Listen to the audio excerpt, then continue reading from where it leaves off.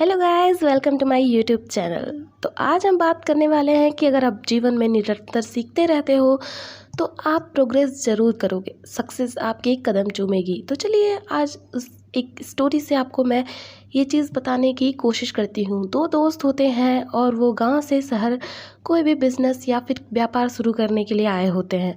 दोनों दोस्त एक ही काम करने का मन बनाते हैं, लेकिन एक दोस्त दूसरे तरीके से करता है और दूसरा दोस्त दूसरे तरीके से करता है। जो पहला दोस्त होता है वो क्या करता है कि हर बार चीज़ों को सीखता रहता है और काम को तेज़ गति से करने का प्रयास करता है। लेकिन जो दूसरा दोस्त होता है, जब वो शुरू करता है तो वो काफ़ी मेहनत करता है, लेकिन बाद में सोचता है कि प्रोग्रेस तो हो ही रही है, बहुत ज़्यादा मेहनत करने की ज़रूरत नहीं है, सीखने की ज़रूरत नहीं है, धीरे धीरे काम होता रहेगा। लेकिन ऐसा वक्त भी आता है जब कारोबार चलना बंद हो जाता है, ठप हो जाता है और उसे भारी नुकसान होने लगता है। तब वो सोचता है कि जिसके साथ मैं आया था, चलो एक बार उस दोस्त से पूछते हैं कि उसका कारोबार कैसा चल रहा है, क्योंकि वो भी तो मेरे साथ ही यही कारोबार स्टार्ट किया था। तो जब वो उससे मिलने पहुंचता है तो उसका पहला दोस्त उसका खूब अच्छे से स्वागत सत्कार करता है, उसे बैठाता है प्यार से। और जब वो अपने दोस्त से पूछता है कि यार मैंने भी तो तुम्हारे साथ ही शुरू किया था, तो तुम्हारी प्रोग्रेस अभी भी चल रही है, इतने नुकसान में भी तुम्हें फ़ायदा मिल रहा है और मैं यहाँ पूरी तरीके से बर्बाद हो गया।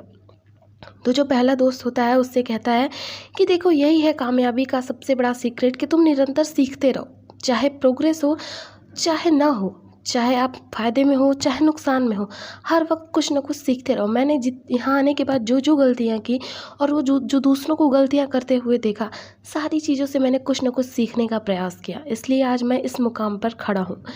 लेकिन तुमने सीखने का प्रयास नहीं किया, तुमने ये सोचा कि जो कुछ भी मुझे आ रहा है, मैं प्रोग्रेस करने लगा हूँ, तो अब मुझे और मेहनत करने की ज़रूरत नहीं है, इसलिए तुम ऐसे डाउनफॉल पे आ गए। तो इसीलिए लाइफ में कुछ भी करिए, लेकिन हमेशा अपनी और दूसरों की गलतियों से सीखते रहिए, क्योंकि लाइफ जो है वो आपको इतना बड़ा चांस नहीं देती है कि आप हर बार गलती करो और हर बार सीखते रहो। इसलिए दूसरों की गलतियों से भी सीखना बहुत ज़्यादा ज़रूरी है। आपने ज़रूर सुना होगा कि जो बाज होता है, जब वो बहुत बूढ़ा होने लगता है तो उसके पंजे जो हैं वो लचीले हो जाते हैं, उसकी चोंच जो है काफ़ी बड़ी हो जाती है और उसके पंख भारी भारी हो जाते हैं। ना वो उड़ सकता है, ना वो कोई चीज़ खा सकता है, ना अपने पंजों से अपने शिकार को दबोच सकता है। उसके पास ये अपॉर्चुनिटी होती है कि वो गिव अप कर दे और गिद्ध की तरह मरे हुए जीवों पे रहना स्टार्ट कर दे। अपनी लाइफ में वो ऊंची ऊंची उड़ानें ना भर के, बल्कि एक निसहाय जीवन को वो एक्सेप्ट कर ले। लेकिन वो ऐसा नहीं करता है। वो पहले किसी ऊंची पहाड़ी पे जाता है, वहाँ पे वो अपने संघर्ष के वो 150 दिन बिताता है। पहले वो पत्थरों पे रगड़ रगड़ के अपनी चोंच को तोड़ देता है। किसी भी पक्षी के लिए ये बहुत ही बड़ा, मतलब उससे ज़्यादा कष्ट उसे लाइफ में और कोई नहीं हो सकता है कि वो अपनी चोंच को तोड़े। लेकिन बाज इस चैलेंज को एक्सेप्ट करता है और वो अपनी चोंच को तोड़ देता है। फिर धीरे धीरे उसकी नई चोंच आती है। फिर जब वो नई चोंच आ जाती है तो ऐसे वो पंजों को, ये नाखूनों को रगड़ रगड़ के उसको तोड़ देता है। और धीरे धीरे पंजे जो हैं, जो नाखून आते हैं, वो बहुत ही कड़े और फिर से उसी तरीके से आ जाते हैं जैसे वो पहले रहते हैं उसके पास। और जब पंजे और नाखून, मतलब नाखून आ जाते हैं और उसकी चोंच सही हो जाती है, तो फिर वो पंखों को कुतरना स्टार्ट कर देता है।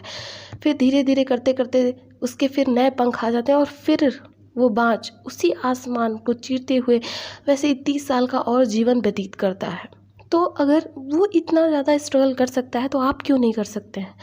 150 दिन का स्ट्रगल करने की ज़रूरत नहीं है। आप 1 महीना 2 महीना स्ट्रगल करिए। ह्यूमन में ये वो एबिलिटी है, वो आदत बना सकता है और धीरे धीरे आप चीज़ों को बहुत ही प्रोग्रेसिव वे में लेके जाएंगे। तो हार मानने की बजाय ये काम करना स्टार्ट करिए। लाइफ में आपको बहुत कुछ अचीव करने को मिलेगा। तो चलिए दोस्तों, मुझे पूरी उम्मीद है कि आपको स्टोरी बहुत पसंद आई होगी। अगर पसंद आई हो तो मेरे चैनल को सब्सक्राइब कर लीजिएगा, वीडियोज़ को लाइक कर दीजिएगा और इसे दोस्तों के साथ शेयर करना तो बिल्कुल भी मत भूलिएगा। Bye bye.